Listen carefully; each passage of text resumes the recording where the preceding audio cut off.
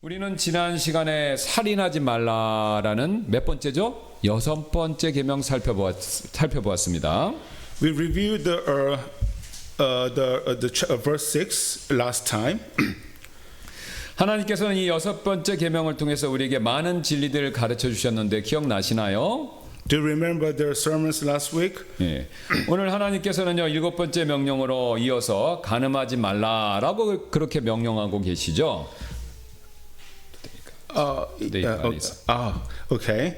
Today God is giving us the seventh commandment. You shall not commit adultery. 예, 그렇다면 왜 하나님께서는 간음하지 말라라고 이렇게 명령하시는 것일까요? Then why does God command us not to commit adultery? 예, 가장 먼저 간음죄는요 자신의 배우자에게 짓는 죄이기 때문에 그렇습니다. First of all, adultery is a sin committed against one's spouse. 예, 간음죄는요 상대방 간음을 저지지 않은 상대방 배우자에게 엄청난 피해를 주죠. Adultery causes tremendous harm to the other spouse. 예, 창세기 잘 아시는 2장 24절 말씀에 따르면요 그 말씀에 따라서 남자와 여자가 결혼할 때 그들은 한 몸이 됩니다. According to Genesis chapter 2 verse 24, when a man and woman are married, they become one flesh. 그러나 간음죄는요 무고한 상대방 배우자에게 당신은 나에게 충분하지 않아라고 말하는 것과 똑같습니다. But adultery is like telling the innocent spouse,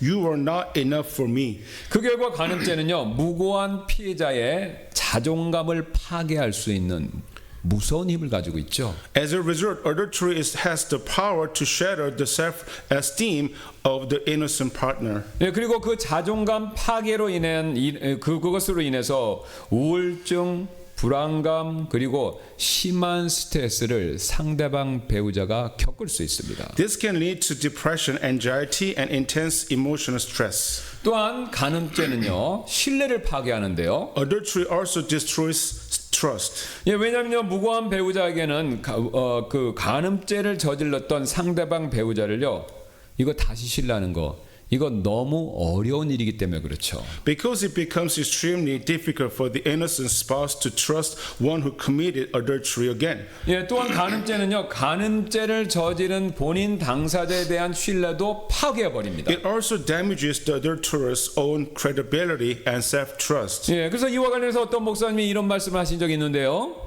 A pastor once said something related to death. 자신의 아내를 배신할 수 있는 남자는 그 누구도 배신할 수 있습니다. A man who will betray his wife will betray anyone and anything. 그래서 성경은 다음과 같이 경고하고 있죠.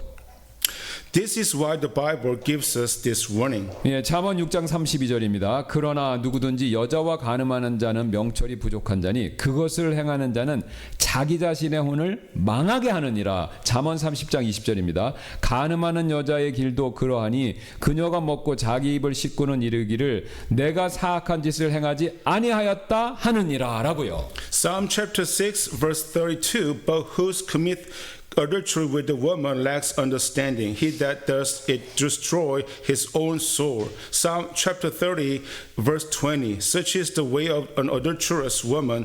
She eateth and wipes her mouth and saith, I have done no weaknesses. 네, 이처럼 간음죄는요 하나님께서 짝지어 주신 자신의 배우자에게 지울 수 없는 상처와 지울 수 없는 피해를 주는 일이죠. Adultery in this way is a sin that leaves a deep and lasting wound on the spouse God has joined you with.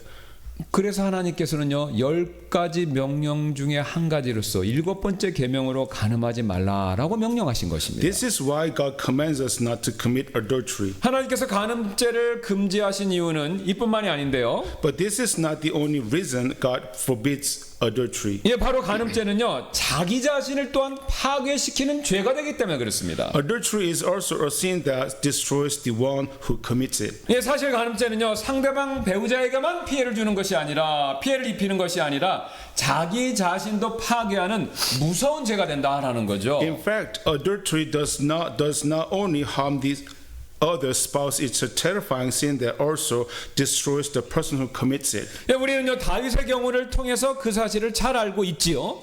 We can see this clearly through the example of David. 예, 가장 먼저 다윗은요 바세바를 간음한 죄 때문에 심한 양심의 가책 그리고 내적 고통을 엄청 겪었었죠. Because of his sin in Bathsheba, David experienced deep guilt and intense inner torment. 예, 그래서 그는요 회개하는 자신의 모습을 주님께 보여드리기 위해서 시편 32편, 51편 두 시편을 지었고요. 이미 아시는 것처럼 거기 가서 보시면요 자기의 괴로움을 엄청나게 적나라하게 토로를 하고 있습니다. Psalm 32 and 51 vividly express this reality. 그래서 다윗은 그곳에서 자신이 회개하며 겪었던 죄책감, 뼈가 마르는 것과 같은 고통, 그 다음에 하나님과의 단절감을 적나라하게 고백하고 있다는 것이죠. There, David openly confessed the guilt he felt during his repentance and the pain that felt like his bones were wasting away and his sense of separation from God. 예, 시편 51편 11절 12절인데요. 나를 주의 앞에서 쫓아내지 마시고 주의 거룩한 영을 내게서 거두지 마옵소서. 주의 구원의 기쁨을 내게 회복시켜 주시고 주의 자유로운 영으로 나를 떠받쳐 주옵소서라고요. Psalm chapter 51 verse 11 through 12. Cast me not away from thy presence and take not thy Holy Spirit from me. Restore unto me the joy of thy salvation and uphold me with thy free spirit. 이뿐만이 아니었는데요. 다윗의 간음죄는요. 자기 자신만을 파괴한 것이 아니라 예언자 나단의 경고처럼 예언처럼 그의 가정도 완전히 쑥대밭을 만들었죠. That's not all. David's sin of adultery didn't just destroy him. It also shattered his family, just as the prophet Nathan had foretold. 그래서 그의 첫째 아들 암논이 이복 누이인 여동생인 다말을 강간했고요. 그러자 다말의 친오빠인 셋째 아들이죠. 압살롬이 첫째 아들인 암놈을 죽이며 복수하는 그런 일이 그 집안에 벌어졌습니다. His first son, Amnon, raped his half-sister Tamar, and Tamar's brother Absalom later killed Amnon in revenge. 예, 사실 다윗은요 그 당시 왕으로서 백성들에게 도덕적인 본보기를 보여줘야 할 위치에 있었던 사람이죠. As King David should have been a moral example to his people. 그러나 그는요 이런 간음죄를 저지름으로써 하나님의 마음에 합한 사람이었다라는 그의 도덕적 권위를 심각하게 훼손시켜 버렸습니다. But by committing adultery, he severely damaged his moral authority as a man after God's own heart. 예, 이로 인해서 백성들에게서도요, 뭐 죄를 여기는 것에 대해서 관대하게 만드는 그런 나쁜 영향을 끼쳤고요. 실제로 이 사건 이후에 압살롬과 아도니아의 반란이 이어졌고, 그로 인해서 다윗이 어렵게 세웠던 통일 이스라엘의 그 통일과 안정이 큰 위협을 받게 되었죠. As a result, his people became more tolerant of sin, and in time, both Absalom and Adoniah led rebellions, threatening the unity and the stability of the nation. 우리도 똑같습니다, 여러분. The same applies to us. 여러분, 만약 목회자인 제가요, 그래서는 안 되겠지만 다윗처럼 이런 간음죄를 저질렀다, 그렇게 되었다고 한다면요, 그 피해가 얼마나 클지 상상할 수 없을 정도이지 않습니까? If I, as a pastor, were to commit a sin like David's, the damage would be unimaginable. 제 자신, 또 제 가정, 특히 우리 교회에 막대한 피해를 입히게 되겠죠. It would deeply harm me, my family, and especially the church. 하나님 말씀을 전하는 분이 어떻게 그렇게 할 수 있어? 라는 질타를 받으며 제가 그동안 전했던 하나님 말씀에 대한 권위, 또 하나님의 영광, 또 우리 교회에 그동안 쌓았던 모든 간증, 이런 것들이 다 한꺼번에 무너지게 될 것입니다. People will say, how could someone who preaches God's word do such a thing, and God's name will be dishonored? 여러분, 이런 위험은요, 저한테만 해당되는 것이 아니라 여러분들에게도 똑같이 해당이 될 수 있다라는 것을 꼭 명심하셔야 합니다. And this warning is not just for me, it applies to all of you as well. 예, 여러분 역시 다윗처럼요, 이런 간음죄를 저지르게 되신다면요, 그 죄가 여러분 자신과요, 여러분의 가정과요, 또 여러분이 지금까지 쌓아오신 간증을 전부 철저하게 파괴해 버릴 것입니다. If you commit adultery like David did, that sin will completely destroy you, your family, and your testimony. 그래서 잠언에 나오는 간음에 대한 경고는요, 이런 끔찍한 파괴를 잘 묘사하고 있는데 여러분 주보 한번 봐주시기 바랍니다. 잠언 6장입니다. That's why the warnings against adultery in Proverbs vividly describe its devastating consequences. Please refer to your bulletin. 네, 잠언 6장 27절부터 28절, 29절, 32절인데요. 33절까지입니다. 사람이 자기 품에 불을 품고서 그의 옷이 타지 않을 수 있겠느냐. 사람이 뜨거운 숯불을 밟고서 그의 발이 타지 않게 할 수 있겠느냐. 자기 이웃의 아내에게 들어가는 자도 그와 같으리니 누구든지 그녀에게 손을 대는 자는 무죄하지 아니하리라. 그러나 누구든지 여자와 간음하는 자는 명철이 부족한 자니 그것을 행하는 자는 자기 자신의 혼을 망하게 하느니라. 그는 상처와 불명예를 얻고 그의 치욕은 씻어지지 아니하리라. Psalm chapter 6:33. Chapter 6:27. Can a man take fire in his bosom and his clothes not be burned? Psalm chapter 6, verse 28. Can one go upon hot coals and his feet not be burned? So he that goeth into his neighbor's wife, whosoever touches her shall not be innocent. But whoso commit adultery with the man lack understanding, he that does it destroys his own soul. A wound and dishonor shall he get, and his reproach shall not be wiped away. 예, 사실 지금 잠언 기자가요, 간음죄를 타는 숯불에 비유한 데는요, 그 타당한 이유가 있죠. There's a reason why the writer of Proverbs compares adultery with burning coals. 여러분 가장 먼저 불 생각해 보세요. 불은요, 집, 옷, 내 생명까지 모든 것을 파괴할 수 있는 위력을 가지고 있기 때문에 그렇죠. First, fire has the power to destroy everything, your home and your possessions and even your life. 마찬가지로 간음죄도요, 가정을 무너뜨릴 수 있고요, 우리가 쌓은 신뢰를 무너뜨릴 수 있고요, 인격과 명예를 완전히 다 불태워버릴 수 있습니다. Likewise, adultery can destroy a family's shared trust and burn away a person's character and honor. 또한 불은요, 은밀하게 소리 소문 없이 불이 시작되지만요, 걷잡을 수 없이 커진다라는 그런 특징을 가지고 있죠. Fire often brings quietly but spreads uncontrollably. 그래서 작은 불씨는 감추기는 쉽지만 방치하면 큰 불로 번지듯이, 큰 불로 커지듯이 여러분 간음도 똑같습니다.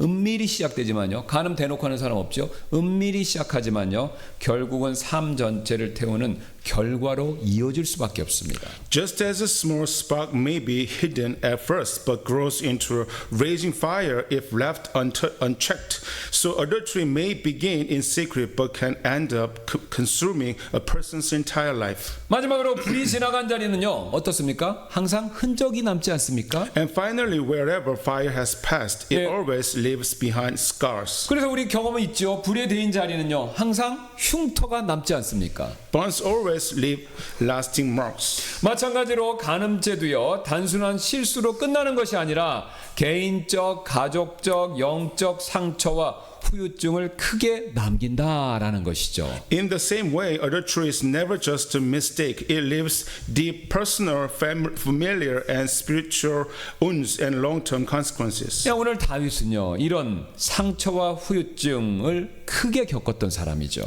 David himself suffered greatly from such scars and consequences. 여러분, 우리도 예외일 수가 없습니다. And the same applies to us. 우리도 오늘 간음하지 말라는 하나님의 명령을 어기게 된다면요, 이와 똑같은 다윗이 겪었던 똑같은 재앙과 파괴적인 결과를 맛볼 수밖에 없다라는 것이죠. If we break God's commandment not to commit adultery, we too will face similar devastation. 우리는 지금까지 왜 하나님께서 간음하지 말라고 명령하셨는지 그 이유들을 살펴보았었죠. We've now explored the reasons why God commanded us not to commit adultery. 예, 바로 간음죄는요, 자신의 배우자에게 짓는 죄일 뿐만 아니라 자기 자신을 또한 파괴하는 죄가 되기 때문에 그렇습니다. It's not only a sin against one's spouse, but also a sin that destroys oneself. 예, 하나님께서 간음하지 말라고 명령하신 또 다른 이유가 있는데요. But that's not all. There's yet another reason why God forbids adultery. 예, 간음죄는요, 또한 우리가 살고 있는 이 사회, 이 사회를 파괴시키는 죄가 되기 때문에 그렇습니다. Adultery also destroys society. 예, 살인하지 말라라는 6번째 계명 다음에 오늘 7번째 계명 간음하지 말라라는 명령이 주어졌죠. The seventh commandment, you shall not commit adultery, comes immediately after the sixth commandment, you shall not murder. 여러분 한번 생각해 보신 적 있으시나요? 왜 간음하지 말라는 이 명령은요, 살인하지 말라는 명령 다음에 나오는 것일까요? Why is the command not to commit adultery placed right after the command not to murder? 우리 지난 시간 배웠던 내용이죠. 살인하지 말라라는 이 6번째 계명은요, 사람은, 인간은 하나님의 형상으로 만들어졌고, 그래서 하나님의 형상을 지닌 인간의 생명은 신성하기 때문에, 존귀하기 때문에, 그래서 주어진 명령이 이 6번째 계명이지 않습니까? The sixth commandment is based on the truth that human beings are made in the image of God and therefore life is scared. 여러분, 그렇다면 우리 인간은요, 하나님의 형상으로 만들어졌고 하나님께서 주신 고귀한 생명을 우리 사람이 가지고 있는데, 그 사람에게 어떤 방식을 통해서 이 생명이 주어진 것입니까? How is this sacred life brought into the world? 바로 성을 통해서죠. Through sexuality. 종교개혁 이전에 교회는요, 일반적으로 결혼의 테두리 안에서도 성관계를 필요악이다, 그렇게 생각했습니다. Before the Reformation, the church often regarded marital relations even with marriage as a necessary evil. 그래서 많은 캐톨릭 교회 사제들은요, 부부에게 성관계를 완전히 자제하라고 그렇게 권고를 많이 했다고 합니다. Many Catholic priests even advised married couples to completely abstain from marital relations. 그 결과 카톨릭 교회는요, 점차 이 성일이라고 부르는 날이 있죠. 성금요일, 성목요일, 이런 성스러운 날에는요, 성관계를 금지하라고 그렇게 명령해서 그렇게 하기 시작했고, 그게 마틴 루터 시대에 이르러서는요, 그 기간이 1년 365일 가운데서 이날은 절대로 성관계를 하지 말아야 되는 날이 183일로 그렇게 늘어날 정도였다고 합니다. As a result, the Catholic Church began prohibiting sexual relations on certain holy days, and by Martin Luther King's time, those restrictions had grown to 183 days a year. 그러나 성에 대한 이런 천주교의 인식, 이것은요, 잘못된 것이죠. But this view of sexuality was misguided. 왜 그렇습니까, 여러분? 이 성이란 것은요, 천주교 사자가 만든 게 아니라, 교황이 만든 게 아니라 하나님이 만드셨기 때문에 그런 거죠. Because God is the one who created sexuality. 예, 만약 중세 카톨릭 교회 인식처럼 성이 죄된 것이다라고 한다면요, 성을 창조하신 하나님은요, 죄를 창조하신 꼴이 된다는 것이죠. If sexuality itself were inherently sinful, as the medieval Roman Church believed, then that would mean God created sin, which is impossible. 그러나 하나님은요, 우리 이런 편견과 다르게 자신이 창조하신 성, 이것을요, 절대로 죄악시하지 않으신다라는 거죠. But God never condemned the sexuality He created. 왜냐하면요, 성은 다음과 같은 하나님의 명령이 이루어지고 성취되는데 필수 불가결한 수단이 되기 때문에 그렇습니다. Because sexuality is the essential means by which God's following command is fulfilled. 네, 창세기 1장 27절 28절 명령인데요, 그렇게 하나님께서 자신의 형상으로 사람을 창조하시되 그분께서 하나님의 형상으로 그를 창조하시고 그들을 남성과 여성으로 창조하셨더라. 하나님의 형상으로 만들어졌고 하나님이 존귀한 생명을 주셨죠. 자, 또 하나님께서 그들에게 복을 주시며 하나님께서 그들에게 이르시되 다산하고 번성하여 땅을 채우고 그것을 지배하라. 또 바다의 물고기와 공중의 달짐승과 땅 위에서 움직이는 모든 생물을 지배하라 하시더라. 이것을 성취하기에 필요한 것이 뭡니까? 하나님 성이죠. 예. Genesis chapter 1 verse 27. So God created man in his own image. In the image of God created he him. Male and female created he them.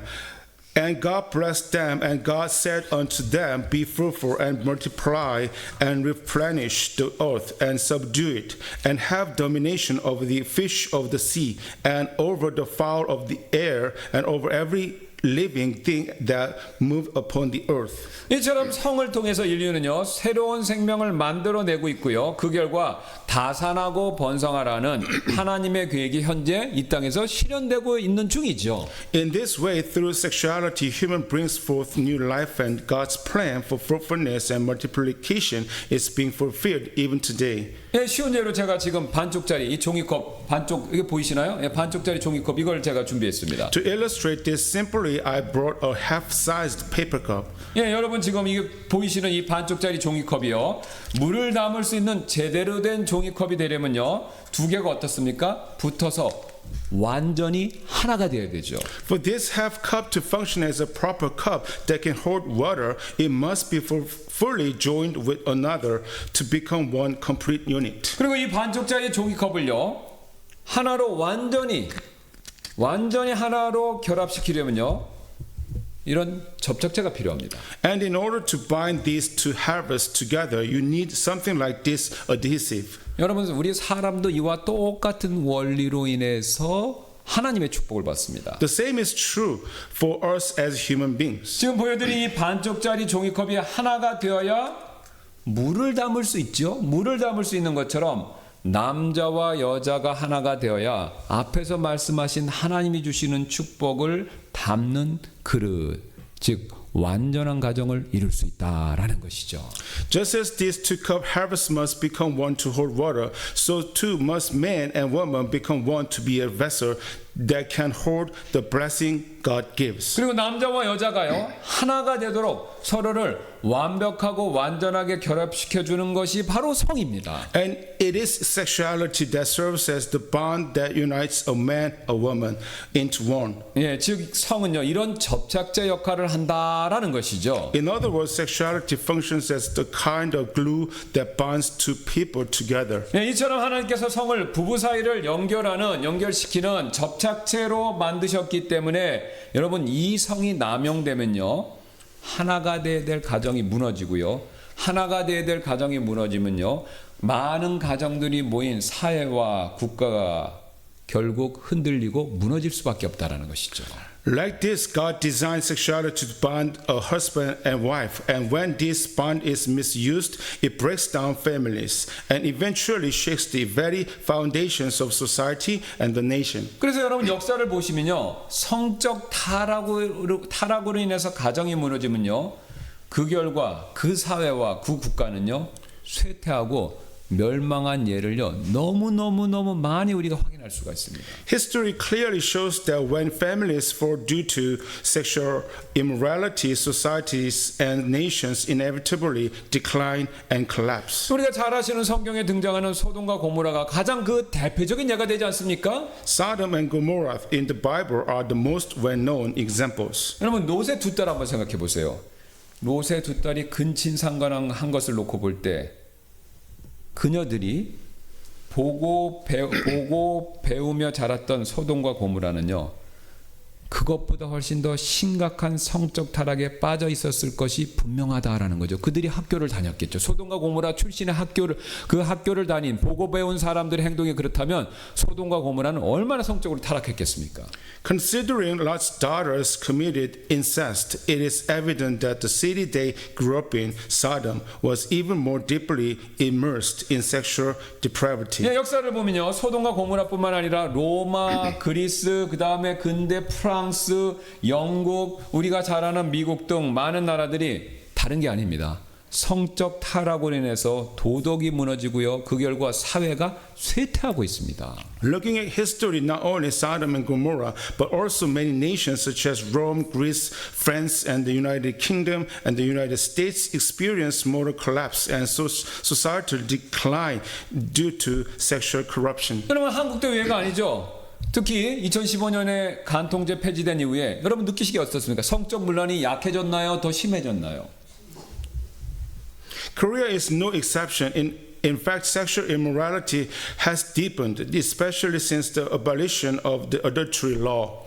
여러분 왜 이런 일이 벌어집니까? 바로 국가와 사회의 기반이 되는 가정이 무너지고 있기 때문에 그렇다는 것이죠. This is because the family, the foundation of a nation and society is falling apart. 여기서 우리는 한 가지 중요한 사실을 배우게 되는데요. This teaches us a crucial truth. 여러분 로마나 그리스, 프랑스, 영국, 미국 등 어느 나라를 막론하고 국가와 사회의 기본이 되는 것이 가정인데요. 그 가정이요 다른 거 몰라도 성적으로 타락하면요 그 국가와 사회는요 밑에서부터 흔들리면서 저절로 붕괴될 수밖에 없다라는 그 사실입니다. No matter the country, whether Rome, Greece, France, Britain, or the United States, the foundation of every nation and society is the family. And when the family becomes sexually corrupt, the entire society begins to collapse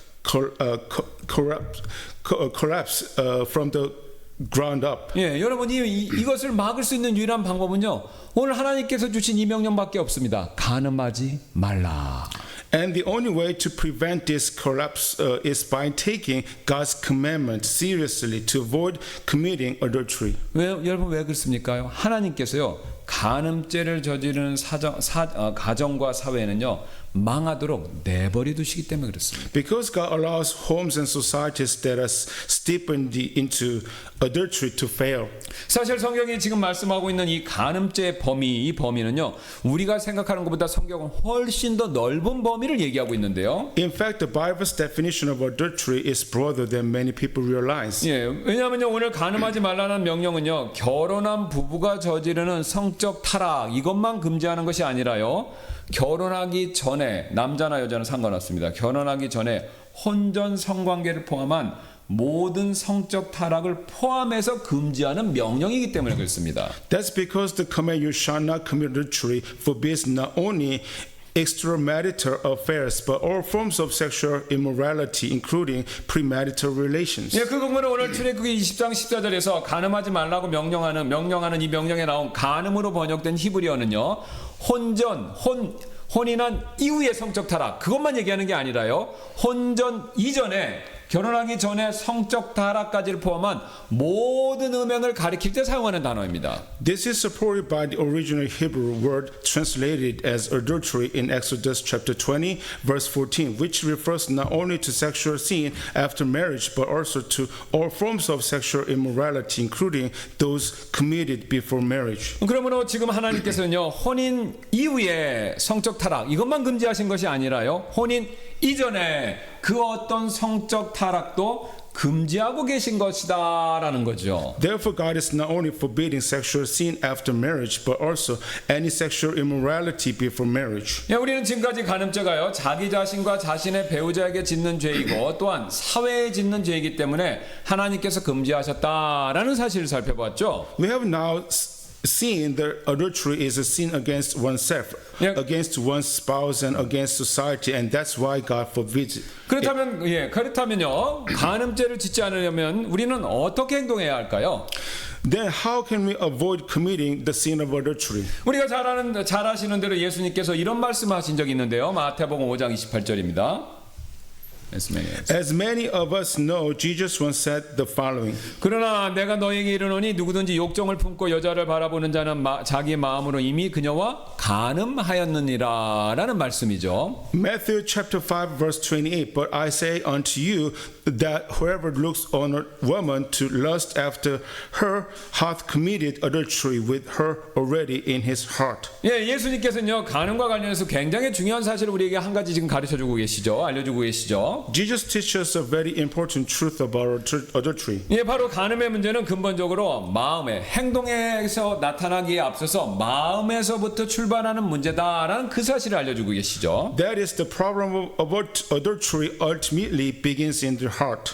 예, 실제로 간음을 저지른 사람들의 그 고백 이야기에 따르면요 그런 얘기를 들어보시면요 그들은 처음에는 겉보기에 순수한 우정으로 시작하다가 점점 더 많은 경계를 넘어서 마침내 간음을 저지르게 됐다. 다 그렇게 얘기합니다. In fact, many who have committed adultery testify that it begins as a seemingly innocent friendship, but over time they crossed more and more boundaries until they eventually committed adultery. 그래서 성경은요 간음으로 이어질 수 있거나 또는 부적절한 행동으로 보일 수 있는 상황을 적극적으로 피하라고 그렇게 경고하는데요. That's why the Bible wants us to avoid situations that could lead to adultery or even appear inappropriate. 예, 잠언 5장 3절과 8절입니다. 이는 낯선 여자 입술은 벌꿀집 같이 꿀을 떨어뜨리고 그녀의 입은 기름보다 미끄럽기 때문이라. 8절입니다. 내 길을 그녀에게서 멀리 옮기고 그녀의 집문에 가까이 가지도 말라라고요. Psalm chapter 5 verse 3, for the lips of a strange woman drops as a honeycomb, and her mouth is smoother than oil. Remove thy way far from her, and come not nigh the door of her house. 여러분 지금 이 말씀이 무엇을 얘기하고 있습니까? 어떤 사람과 부도덕한 관계에 대해서 끌림을 받기 시작했다면요, 그 사람과 함께 시간을 보내지 말라, 이렇게 경고하는 거죠. This passage warns us if you begin to feel drawn toward an immoral relationship with someone, you should stop spending time with that person altogether. 심지어는요, 그녀가 있는 곳으로 가까이 갈 생각조차 하지 말라고 경고하는 거죠. It even cautions us not to go near the place where she is, not to entertain the thought of being close. 예, 성경에서 이 경고의 말씀 가장 완벽하게 실천한 사람, 우리가 잘 아시는 대로 요셉이죠. 지금 주보에 있는 창세기 말씀 한번 봐주시기 바랍니다. 창세기 39장입니다. The one who most perfectly put his biblical warning into practice was Joseph, whom we all know well. Please refer to the Genesis passage in your Britain. 예, 사실 지금 이 사건은요, 두 사람이 서로 상반, 요셉과 보디발의 아내가 서로 반대되는 조치를 취하는 모습을 극명하게 보여주고 있습니다. 9. This incident clearly shows two people responding in completely opposite ways. 예, 지금 보디발의 아내는요, 잘생긴 요셉에게 이성적으로 끌리는 유혹을 받았었을 때 이걸 적극적으로 회피하거나 피하지 않았다라는 거죠. When Potiphar's wife felt physically attracted to the handsome Joseph, she did not actively resist that temptation. 그래서 7절을 보시면요, 그녀는 처음에 하는 행동이 뭐였습니까? 눈길을 먼저 보냈다라고 하는 것이죠. 눈길을 보냈습니다. So first she cast longing looks at him. 그 다음에 7절 보시면요, 그 다음에 그녀는요, 나와 함께 눕자라고 말했다는 것이죠. Then she said to him, lie with me. 그리고 12절 보시면 결국 요셉과 신체적으로 접촉하기 위해서 그의 옷을 잡았죠. Finally, she reached out and grabbed his clothes in an attempt to physically seduce him. 여기서 우리는요, 간음이 어떻게 발전하는가라는 것을 확실히 여실히 볼 수 있는데요. 어떤 순서입니까? 저를 보세요. 눈, 말, 손, 행동이죠. 눈, 말, 손, 행동, 이 순서입니다. Here we can clearly see how adultery progresses. Eyes, words, hands, action. 즉 간음은요, 하루아침에 갑자기 생기는 것이 아니라요, 눈으로 보다가요, 말로 이어지고요, 그것이 결국은 행동으로 옮겨진다라는 사실을 보여주고 있습니다. This shows us that adultery doesn't happen all of a sudden. It begins with what we see, moves to what we say, and then leads to physical actions. 그래서 우리가요, 간음죄 이것을 짓지 않으려면요, 각각의 단계가 발생하기 전에 그것을 미리 찾아내야 됩니다. That's why to avoid committing adultery, we must block each of these stages early on. 그래서 첫 번째 단계인 보는 거, 이거부터 우리가 조심해야 되는데요. We must begin by guarding what we look at. 예, 쉬운 예로 우리가 보디발의 아내처럼 어떤 이성에게 끌리기 시작했다면요, 그 사람을 쳐다보는 일부터, 거기서부터 조심해야 된다는 겁니다. For example, we feel ourselves become attracted to someone like Potiphar's wife did. We need to be careful not to fix our gaze on that person. 예, 물론 이 말은요, 그 사람을 아예 쳐다보지도 말고 이렇게 하고 있어라, 이 뜻은 아니죠. Of course, this does not mean that we should never look at them at all. 예, 지금 7절을 보면요, 보디발의 아내는요, 뭐 이렇게 어쩌다가 우연히 쳐다본 것이 아니라요, 유심히 계속해서 보면서 눈길을 보냈다, 그렇게 말하고 있습니다. According to verse 7, Potiphar's wife didn't just glance at Joseph once. She kept looking at him with intentional desire. 예, 만약 그녀가 비록 요셉에게 뭐 이성적으로 끌릴 수 있죠. 그렇게 끌렸다고 하더라도 쳐다보는 일을 거기서 그녀가 딱 멈췄다면 간음으로 가는 죄를 분명히 그녀가 피할 수 있었을 것이라는 거죠. Had she chosen to stop looking at him despite her attraction, she likely could have avoided falling into the sin of adultery. 예, 그래서 예수님께서는요, 우리가 보는 것으로 죄를 짓지 않도록 다음과 같은 무서운 경고의 말씀을 주신 적이 있는데요. That's why Jesus gave such a serious warning about sinning through what we see. 예, 마태복음 18장 9절입니다. 또 만일 내 눈이 너를 실족하게 하거든 그것을 뽑아서 내게서 내버리라. 내가 한 눈으로 생명에 들어가는 것이 두 눈을 가지고 지옥불 속에 던져지는 것보다 내게 더 나으니라 라고요. Matthew chapter 18 verse 9, and if thine eye offended thee, pluck it out and cast it from thee. It's better for thee to enter into life with one eye rather than having two eyes to be cast into hellfire. 예, 지금 예수님이 말씀하시는 바가 뭡니까? 유혹 생겼다고 눈으로 유혹이 생겼다고 눈을 빼서 버리라 이 뜻입니까? What Jesus is saying here doesn't literally mean that we should gouge out our eyes when we feel tempted. 아니죠. 왜냐면요. 거기 만일이라는 단어를 사용하셨기 때문에 극단적인 상황을 가정에서 말씀하시는 거지. 볼 때마다 유혹받는다고 눈 뽑으라 이 뜻으로 말씀하시는 건 아니죠. Because he uses the word if, indicating a hypothetical and extreme situation to make a point. 예, 예수님이 진짜로 우리 눈을 빼기를 원하셨다면 만일이라는 단어를 빼시고 그냥 내 눈이 너를 실족하게 하거든 그것을 빼어 내게서 버리라. 그렇게 명령법 형태로 말씀하셨을 것입니다. If Jesus truly wanted us to remove our eyes, he wouldn't have said, "If thine eye offended thee, pluck it out and cast it from thee." He would have simply commanded, "Pluck it out and cast it from thee." 예, 그리고 그러므로 우리가 이런 상황을 놓고 봤을 때 진짜 눈을 빼라고 그렇게 말씀하신 것은 아니다라는 거죠. Therefore, he wasn't literally telling us to remove our eyes. 예, 그러나 여러분 눈을 뺄 정도의 각오로 눈을 통해서 짓는 죄를 조심하라 이 뜻으로 말씀하신 것입니다. Rather, he meant that we should be willing to take radical steps to avoid sinning through what we see, even with the seriousness of removing an eye. 특히 오늘 우리가 살펴보는 간음과 같은 죄에 있어서 눈으로 쳐다보는 거 이거 굉장히 조심해야 된다 이 뜻이죠. Especially when it comes to sins like adultery, which we are reflecting on today. 데이비드 로빈슨이라는 사람이 있었는데 그 사람은요 미국 NBA 그 챔피언이었고요. NBA 최고 선수 MVP였던 사람이고요. 미국 역대 최고 농구 선수 50명 가운데 한 사람이었던 그런 놀라운 그 농구 선수, 농구 플레이어였습니다. David Robinson is an NBA champion, a former NBA most valuable player, and one of the 50 greatest basketball players in American history. 이 데이비드는요. 독실한 그리스도인이었고요. 그 역시 다른 사람과 마찬가지로 평범한 그냥 보통 남자였습니다. David Robinson is a devout Christian and like anyone else, he's a regular man. 예, 근데 이 사람 별명이 뭐냐면요. 용사입니다. 용사. However, David Robinson's nickname is the warrior. 왜 용사냐면요. 어떤 남자와 다를 바 없이 그도 성적인 유혹에 맞서는 전투를 하는 한 남자이지만 그 전투에서 늘 승리하는 용사였기 때문에 주변 사람들이 붙여준 별명이었습니다.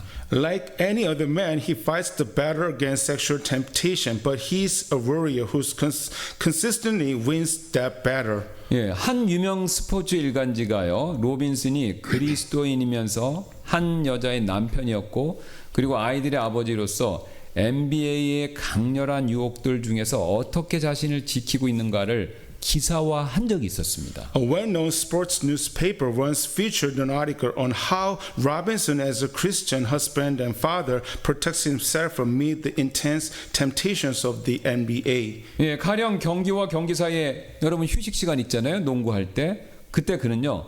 벤치에 딱 앉아서 농구장 바닥만 봤다고 합니다. 휴식 시간에. For example, during breaks between games, he would sit on the bench and stare only at the court floor. 왜냐하면요. 휴식 시간에 코트에서 빙빙 도는 치어리더들 안 보기 위해서 휴식 시간에 바닥만 봤다는 거예요. Because he wanted to avoid looking at the cheerleaders spinning and dancing on the court. 예, 로빈슨은요. 휴식 시간에 코트에서 다리를 하늘로 번쩍번쩍 들어올리면서 빙빙 돌고 홀홀 나는 그 치어리더들을 보면 유혹에 빠질까봐 농구장 바닥만 응시하곤 했다고 합니다. Robinson would fix his eyes on the court floor during breaks because he feared falling into temptations if he watched the cheerleaders flipping their legs into the air and dancing around. 여러분 세상 사람 봤을 땐 바보 같지만요. 이 사람의 모습이 성경에서 말하고 있는 요셉의 행동과 정확하게 일치하고 있지 않습니까? What do you think? Doesn't his attitude perfectly match the attitude of Joseph in today's passage from Genesis? 여러분 우리는요. 우리 역시 이 보는 거 굉장히 조심해야 된다라는 것이죠. In the same way, we must be careful about what we look at. 예, 그 다음으로 우리는요. 간음죄를 짓지 않으려면요. 말 이거 굉장히 조심해야 되는데요. Next, we want to avoid committing adultery. We must also be careful with our words. 예, 실제로 우리가 앞서 살펴봤던 잠언 5장, 잠언 7장 말씀 보면요. 둘 다 말로 유혹하는 장면에서부터 잠언 5장, 7장이 시작된다라는 것이죠. In fact, both Proverbs chapter 5 and chapter 7, which we looked at earlier, begin with scenes where temptation starts with seductive words. 예, 잠언 5장 3절하고 7장 21절입니다. 이는 낯선 여자의 입술은 벌꿀집 같이 꿀을 떨어뜨리고 그녀의 입은 기름보다 미끄럽기 때문이라.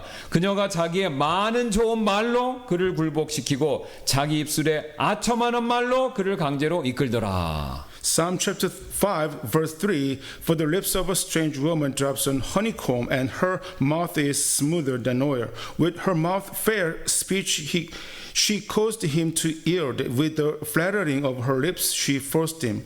예, 여러분 우리는요 지금 말 조심하라는 이 잠언의 말씀들이 사실이다라는 것을 이미 경험적으로 잘 알고 있죠. We already know from experience that these scriptures are absolutely true. 여러분 뭐 직장 세상 가보세요.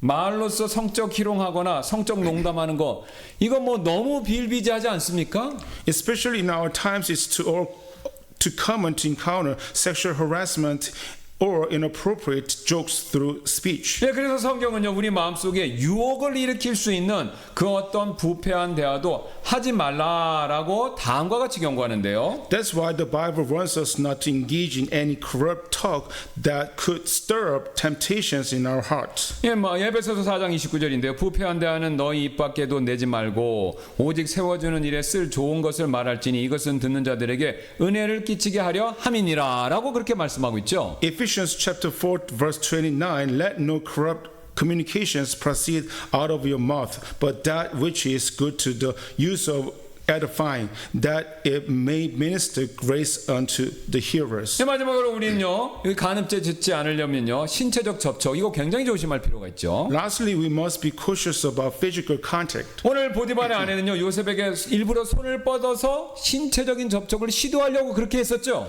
Today we see that Potiphar's wife reached out her hand to make physical contact with Joseph. 여러분 제가 뭐 말할 필요도 없이 남녀간의 신체적 접촉 이건요 눈으로 보는 거, 말하는 것보다 더 강력한 유혹이 되는 거 사실이지 않습니까? In reality, physical touch between a man and a woman is an even more powerful source of temptation than what is seen or spoken. 예, 그래서 이런 신체적 접촉 피하려면요.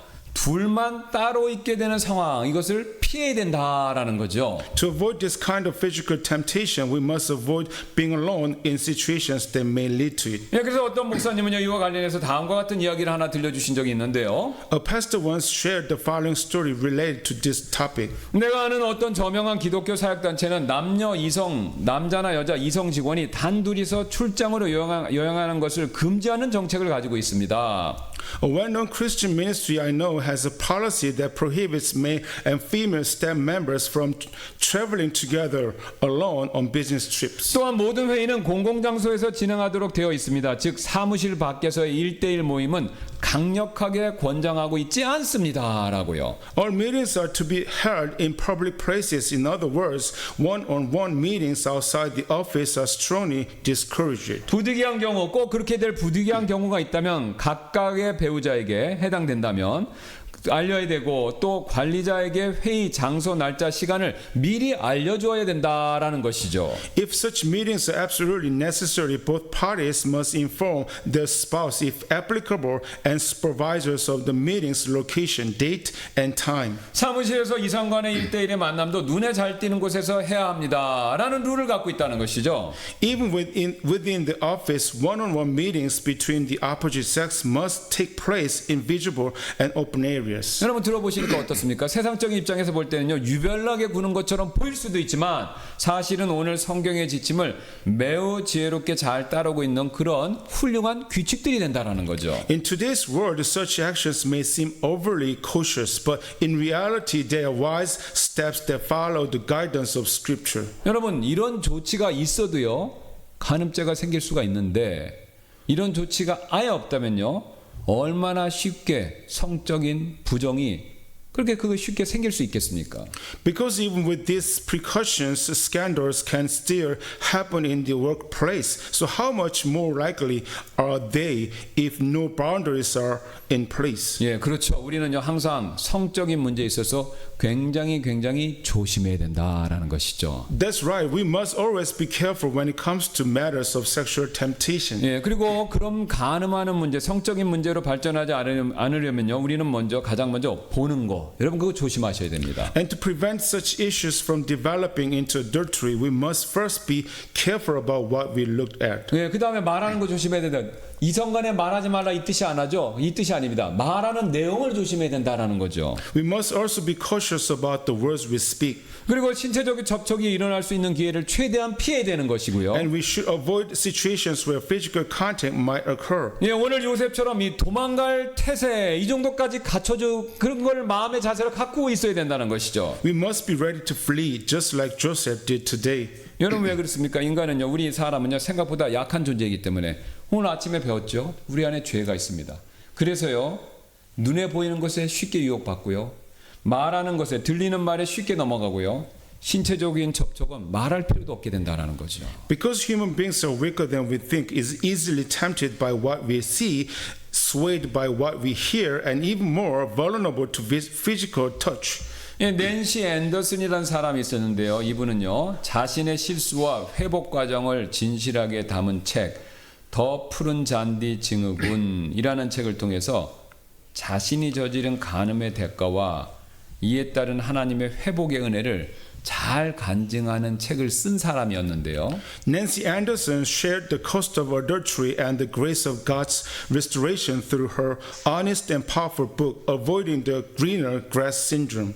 신앙을 가진 그녀는요 자신의 간음죄가 가져온 고통과 상처 그리고 회복의 여정을 책으로 기록함으로써 같은 아픔을 겪는 사람들에게 희망을 나누고자 했습니다. As a woman of faith, she wrote about the pain, damage, and healing journey that followed her adultery in hopes of offering encouragement to others who have experienced similar brokenness.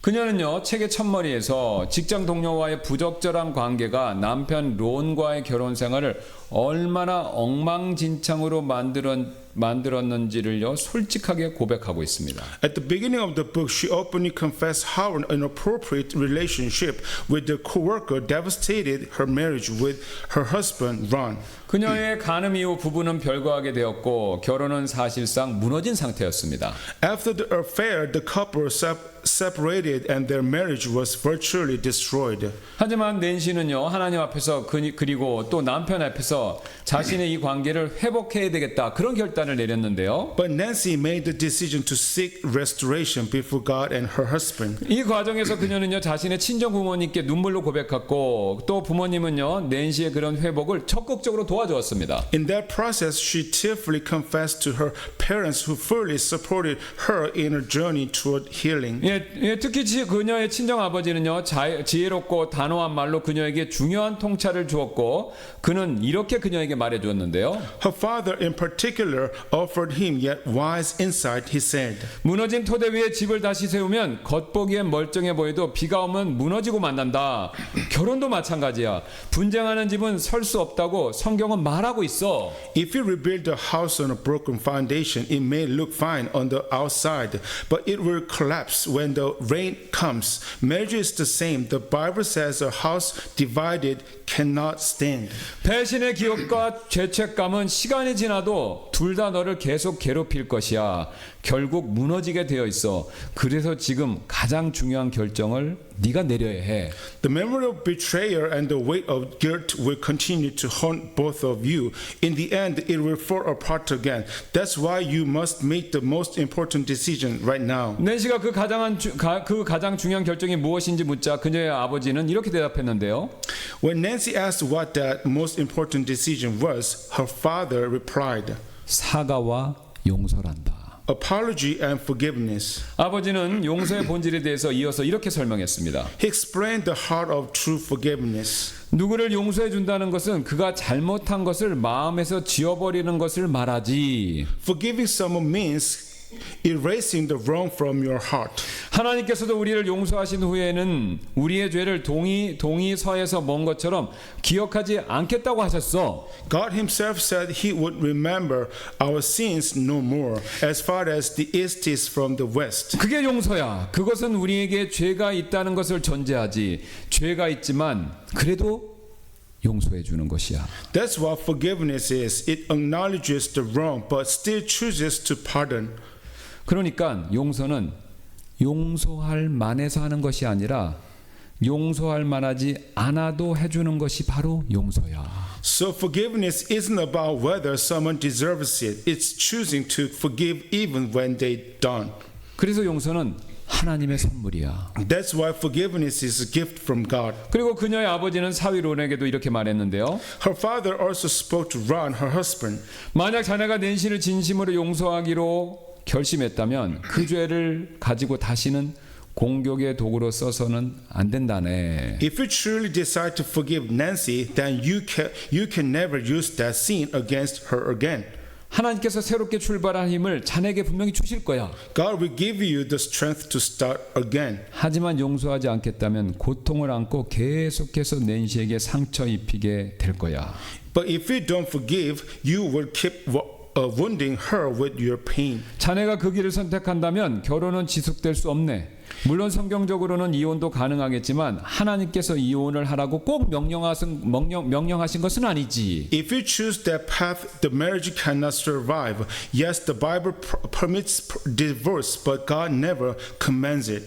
그러니 결정은 자네가 기도하며 내릴 일일세. So your decision must come through prayer. 낸시는 간음을 저지른 여인이 주홍 글씨를 달고 다니듯 자신도 죄책감이라는 굴레를 목에 걸고 살아가는 것 같다라고 그렇게 책에서 고백했습니다. Nancy confessed that she felt like a modern-day woman wearing a scarlet letter, burdened by guilt everywhere she went. 그녀는 남편이 자신을 용서해주지 않는다면 이 죄책감은 평생 자신을 짓누를 것이다 그렇게 생각했는데요. She believed that if her husband didn't forgive her, the weight of guilt would crush her for the rest of her life. 그래서 그저 남편이 자신이 불쌍히 여기고 용서해 주기를 기다릴 뿐이었었습니다. She simply waited, hoping her husband would take pity on her.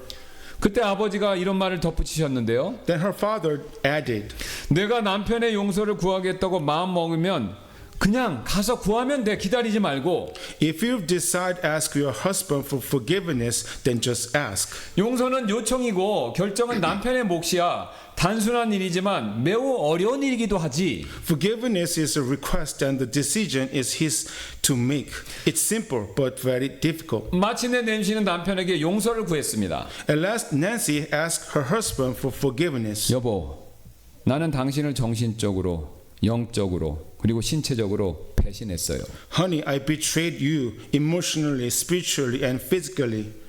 당신에게 거짓말했고, 당신을 속였고, 핑계도 변명도 지금은 없어요. I lied to you, I deceived you, I have no excuses. 나는 하나님과 당신께 죄를 지었어요.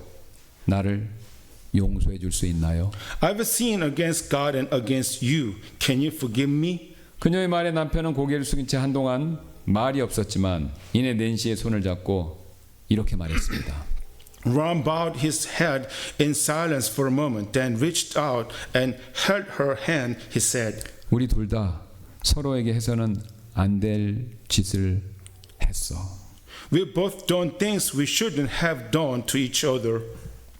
우리 결혼은 많이 망가졌고 나도 책임이 커. Our marriage is deeply broken and I'm also responsible.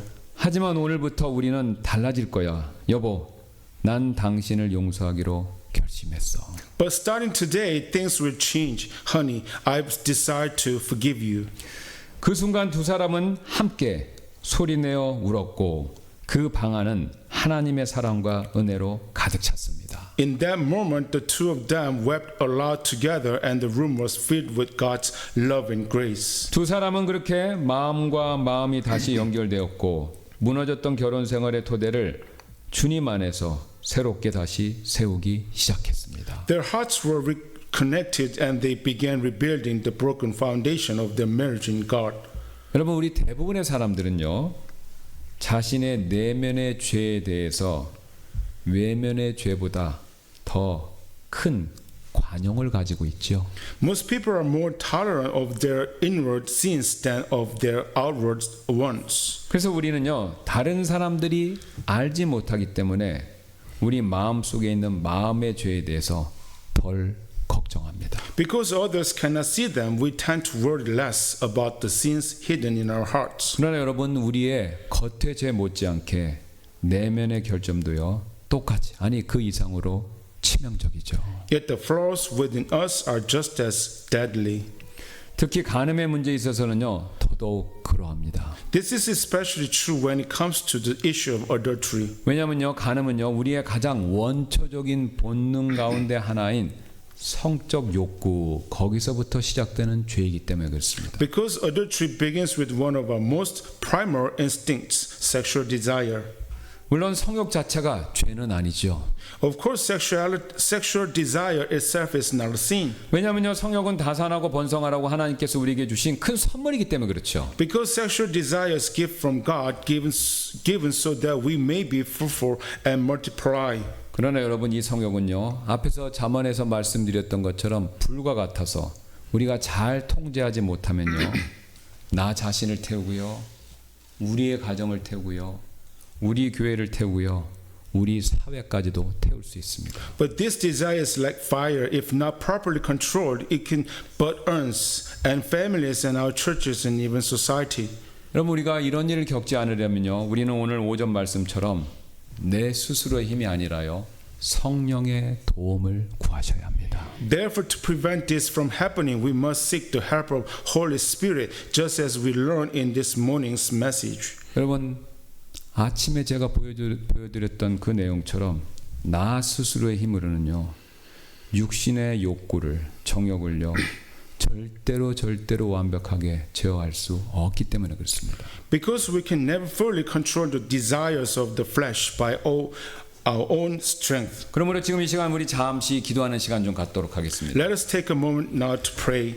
여러분, 혹시 유튜브나 인터넷 보시다가 부적절한 그림이나 동영상을 보고 싶다라는 그런 유혹이 드실 때가 있으시나요? Have you ever been tempted to view inappropriate images or videos while browsing YouTube or the internet? 여러분, 만약 그런 순간이 있으셨다면요, 그때 성령님을 의지하셔야 그런 유혹을 물리칠 수 있습니다. In those moments, we must rely on Holy Spirit in order to overcome that temptation. 그러므로요, 항상 성령님을 의지함으로써 그 어떤 성적 유혹을 이길 수 있게 해달라고 여러분 지금 이 시간 기도하시지 않겠습니까? So would you pray now asking God to help you rely on the Holy Spirit to overcome sexual temptations? 또한 배우자 외에 다른 남자나 여자로부터 끌림이나 이성적 매력을 느끼신 적이 있으신가요? Have you ever felt attractions or emotional pull towards someone other than your spouse? 그렇다면 그런 순간에 마찬가지로 성령님을 의지하셔야